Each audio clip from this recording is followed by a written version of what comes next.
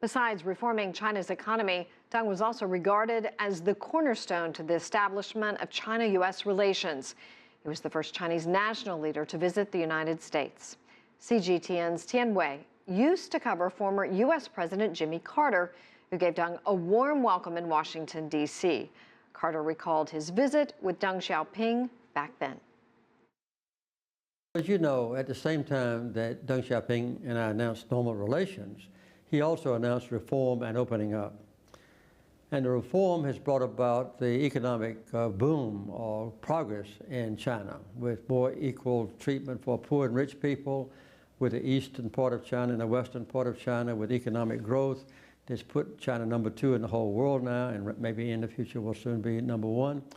But he also, at that time, China was very isolated among the nations of the world. And his opening up to the outside world, tied in with normalization with the United States, has been a remarkable achievement. Now everywhere I go, the people there have a new relationship of friendship and mutual support and help with China. Whereas in the past, China had no relationships at all in Africa, very few, if any. And now, of course, China is opened up to the world with benefits to China and also benefit to those poor countries. Well, it seems that you've been focusing on the very positive side of the story. Yeah. However, there are other sides of the story in which China is being considered as a threat, in which China is being considered as a challenge. There is still lack of strategic trust between China and the United States. But let me point out to you that Deng Xiaoping and I were not naive or ignorant at that time.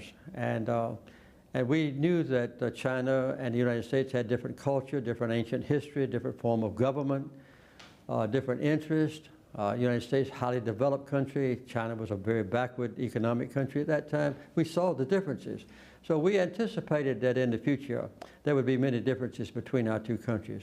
But we also realized, I think accurately, that the things that bind us together for peace and progress are much more important than the things that divide us one from another.